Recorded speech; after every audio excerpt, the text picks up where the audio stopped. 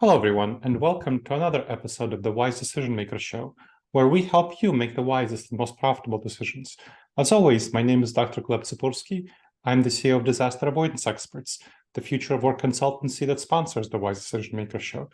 Today with me is Cesar Carvalho, who is the CEO of Gympass. We'll find out about Gympass later. But first, Cesar, I wanted to ask you about specifically well-being for remote workers and how it compares to in-office workers and hybrid ones. I know you just put out a report on well-being, and I want to learn a little bit more about the difference between remote workers, hybrid workers who are there in the office occasionally, and in-office workers and how they experience well-being. Well, very good, Gleb. Thank you so much for hosting me. It's a pleasure to be here with you, especially discussing such an important topic. And like the question is very interesting, what's the state of well-being for different types of workers? The reality and the data of this research that we did has shown is that we're in a crisis of well-being, and it's a crisis that's affecting everyone, people that are working remotely and also people that are working in person in different offices and etc. And the results are alarming, I would say. People are disengaged. 60% of the employees say that they're disengaged at work, and 20% share that they feel miserable at work. And I think the separation between people that are working at the office versus remote, it puts some light on something that we have seen already in the past, which is like that this relationship between life and work before, it used to be more compartmentalized. Like there were people that said, no, I'm trying to strive this balance between my life and my work. And what we're seeing is for those that have gone on hybrid or remote, the lines are much more blurred now than they were before. So it's equally concerning, but the elements are somewhat different between the two. And to me, that is a very important topic for us to discuss and double click here. Yes, definitely. I'd like to learn a little bit more about how to help with well-being of people who are in the office, fully office-centric, Monday, 9 to 5, people who are in the office occasionally, 1-2 days in the office, 3 days, and fully remote workers. Let's dive into that and tell me about each group and how to best support their well-being. Very good. So to start with, I believe that everyone, regardless of their time, they have different needs, right? So there are folks that see well-being as like being physically active. There are folks that see well-being as being close to their loved ones. And there are also folks who see well-being as like driving meaning from the work that they're doing every single day and building great relationships no matter where they are. So let's dive into the differences. For people that are working from 9 to 5 at the office and then are commuting back home for like every single night and then for the weekends, it's really, really important to make sure that they have access to well-being resources that can be used either on the way on the commute to work or right after work. So it's very important to find, for an example, for physical activity partners, for gyms, studios, classes. It's very important to have classes in those locations, but also to have classes where people live so they can go if they're significant others and potentially exercise on weekends as well. The other part is that for those folks, life is more compartmentalized still. Like you have your life at work, you have your life at home. But for what happens after 9, like it's still a little bit blurry, and that's where this group is gonna mix with folks that are still on a hybrid routine. But my view is for folks that are at the office, Mhm. the companies do need to look at the communities around the office. They do need to look at the time spent commuting and for what the experiences are at the workplace specifically. Okay. For people that are on a hybrid schedule, Yeah. I think the secret is making sure that every time someone's heading to the office, it is for a specific purpose, and that you're Mhm. gathering all the resources that that person needs to be effective at the time that they're there. Mm. It makes no sense to have people be at the office 3 days per week if people are going on different times and teams are Sure. not taking the time to meet and collaborate. And then for those, the importance of group activities is even higher. So Mm. making sure that for the 3 days, you're making those 3 days really, really meaningful in nature. You're having people invest time not only to work together, but also to build those relationships and potentially, do an activity together, like discuss and etc. So I think there's a lot there.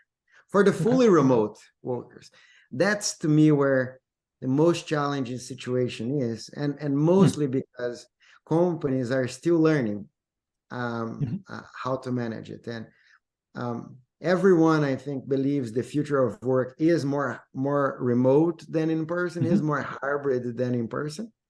Yeah. The problem is getting there, right? The problem is the present. And to me, I think companies for remote workers thinking about their well-being is where they need to be really, really thoughtful about what are the processes we're going to put around the work-life balance for those employees, and how we're going to make sure like that, even though they're not connected to the office, that we're still building culture, that we're still showing them the meaning in what they're doing, and that we're still providing the same level of benefits that, for an example, an in-company gym could get, that an in-company meditation room could bring to the employees, that we're bringing those examples also to people that are geographically spread. And that to me shines light on like what are the benefits for this new reality, what are the type of things that we can bring from a well-being point of view to folks that are spread all over the place. Yeah, definitely very important to do social activities with remote workers. So something that I help my clients do transitioning to permanent post-work arrangements is arrange some activities that are going to be including remote workers. So for example, virtual escape rooms or some other fun social activities, gaming, various, Fortnite, whatever people like to do that include people who are going to be fully remote.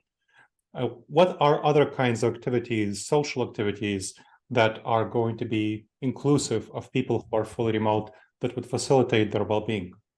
Yeah, so to me, you can call it, I think it's still social, but it's not necessarily connecting employees with other employees on a remote basis, but giving those remote employees the tools to get immersed on their local communities with their family members in a meaningful way. So think about this, like on the physical activity space, there are more than 2,000 different types of activities. There's yoga, there's the regular gym, there are 50 different types of yoga actually. There's Pilates, pickleballs growing super fast, and etc. Yeah, it's a fun game. And it's a fun game, and it's like Netflix, and there are many series coming every time, and then new episodes, and people get excited about trying those different things.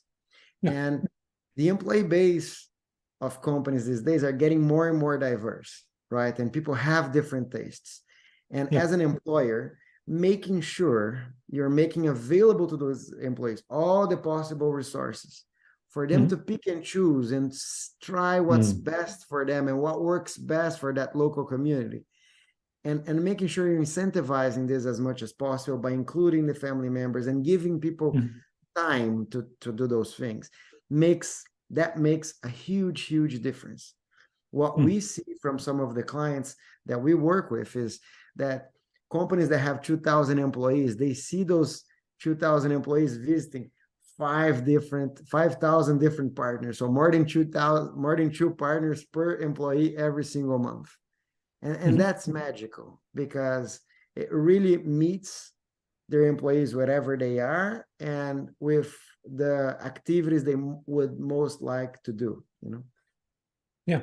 Well, let's go in depth into a case study that you know yourself, Gympass itself, the company. Tell me a little bit more about what you do for your employees, because I'm sure it's a best practice for what others should do for their employees. How do you support your employees who are coming in? I don't know what your structure is, hybrid, remote, office-centric. How do you support different employees in different categories? What do you specifically do? Very good. We're a remote first company. And because we're a global company, we have offices in 11 countries.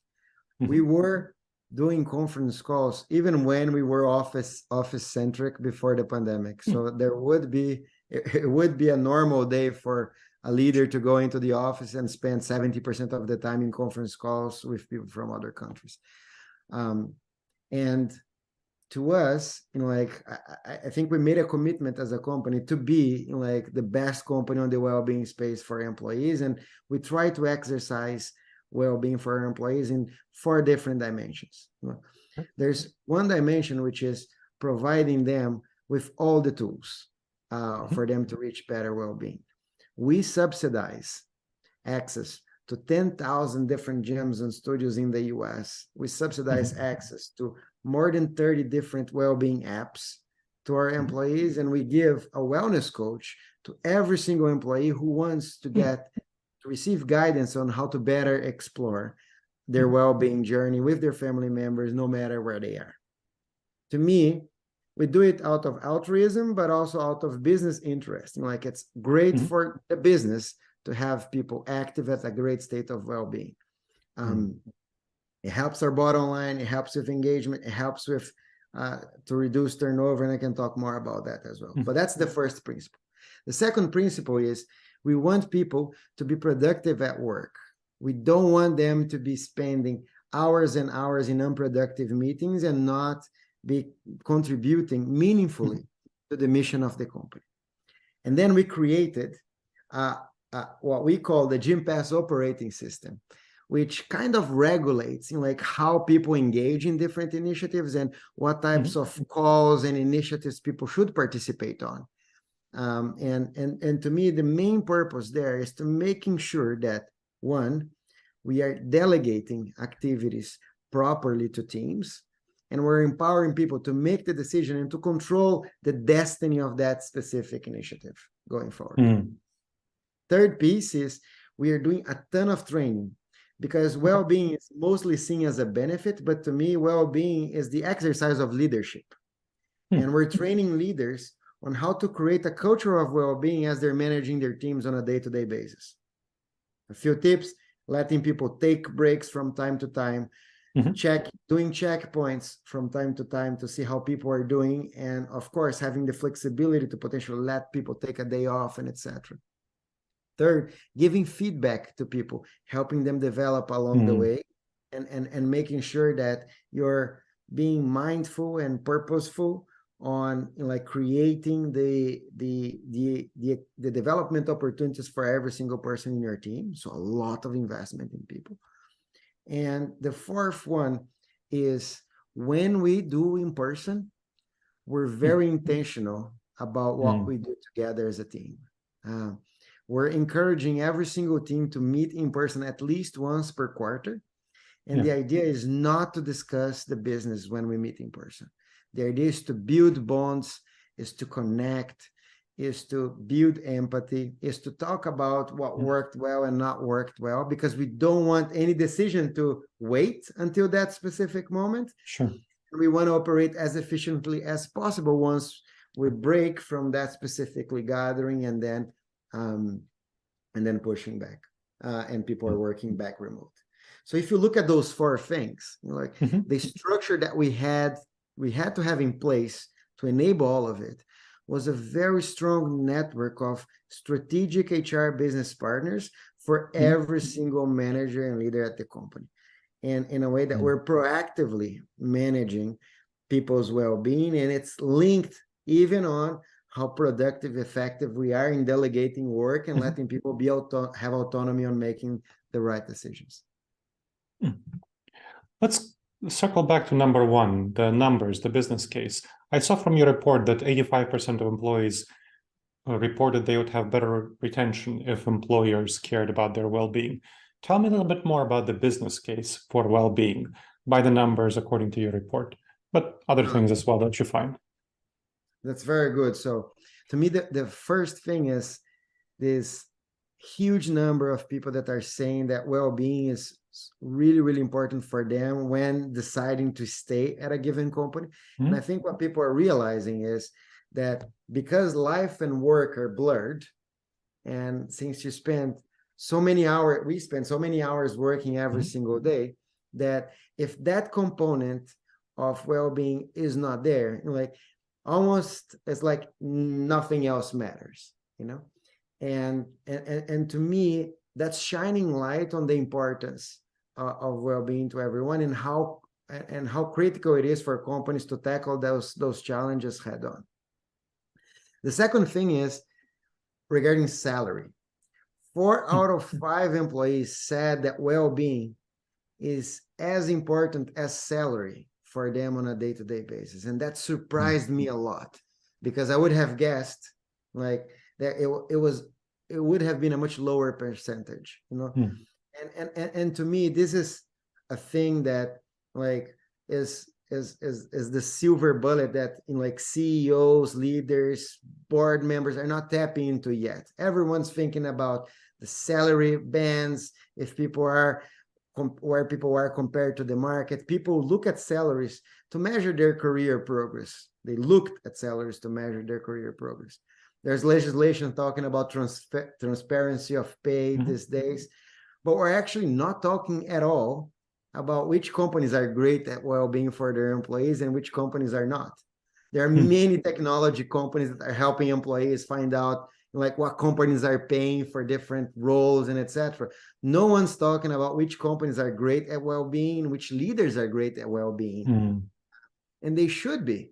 Right? And I think this is a huge opportunity for differentiation in the future. And companies that try to embrace this sooner, they will benefit from a significant period of competitive advantage. But then let's talk about the case of well-being.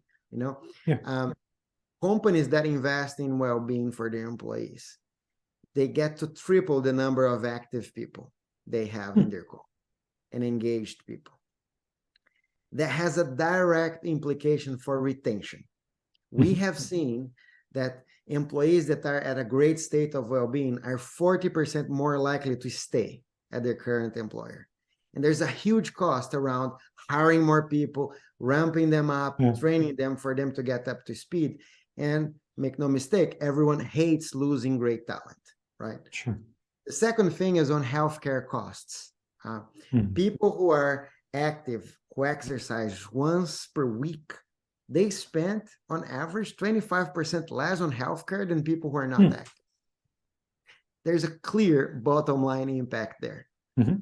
And in addition to those, like the number of sick days you take, the better decisions you make by being in a great state of well-being and not tired, burned out, or depressed, you know, like it's something no one questions. You know, like if well-being was a pill, and by taking it every day, you would be at a great state of well-being, everyone would take that pill every single day.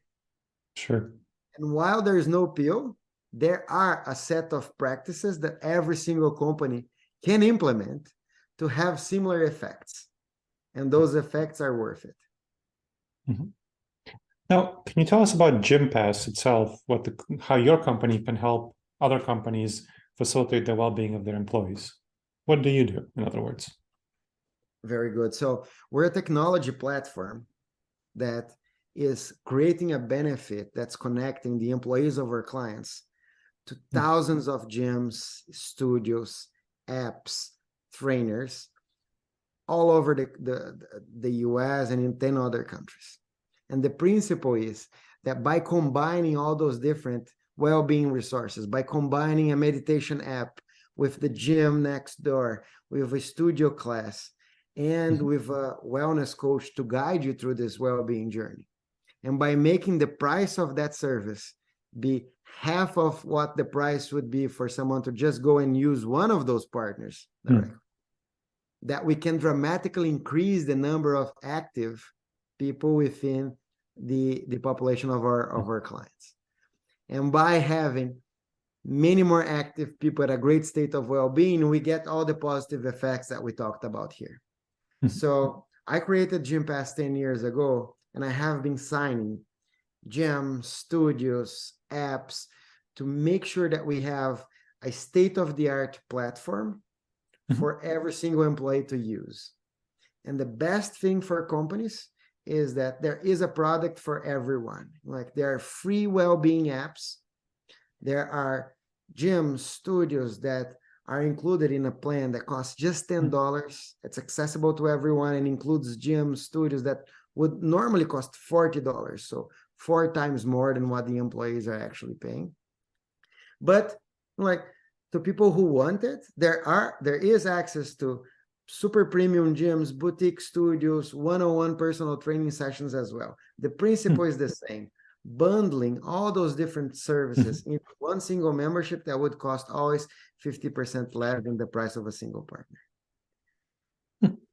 What I'm passionate about is serving everyone and making sure that our clients are getting access to all these partners, no matter what the new fitness trend is. When Zumba was the biggest thing, we had all the Zumba studios, all the Zumba classes on our platform. We still have them. And then everyone was talking about CrossFit. Our clients got immediate access to all the CrossFit studios as they were growing. And then pickleball now is a big thing. And then we're adding the platform. So the benefit keeps improving over time because we keep adding better partners for every single employee to use. Excellent. All right. This was a lovely conversation. Is there anything else that you haven't yet shared that you think our audience would value knowing about well-being, about Gympass, anything that we've discussed? Yeah, so the only thing to emphasize is that there is this myth of trying to pursue work-life balance as if work and life were separate things that are competing against each other, at odds against each other. And that what we have seen, and the pandemic has only accelerated it, and the more the hybrid work and the more remote first workers exist, like the more they accelerate this trend, is that those two are connected. And what companies should strive for is not to guide their employees to have better work-life balance and investing on work places, work benefits. What companies should be doing is looking at work-life wellness and how can you bring great well-being for people no matter where they are, and not separating one or the other, because that's how we're going to get real engagement, and that's how we're going to change the game in terms of getting employees engaged and happy and healthy. So that's a wonderful note to end on. Thank you very much, Cesar. It was a pleasure to have you on. Thank you, Gleb. Pleasure was mine. All right, everyone. And I hope you, the listeners and viewers, have enjoyed this episode of the Wise Decision Maker Show. As always, make sure to leave a review to help other people discover the show and to help us have the valuable feedback we need to improve the show. And make sure you subscribe to the show wherever you check this out. And please tell your family and friends. It's always valuable to help them discover the show. I look forward to seeing you in the next episode of the Wise Decision Maker Show. In the meantime, the wisest and most profitable decisions to you, my friends.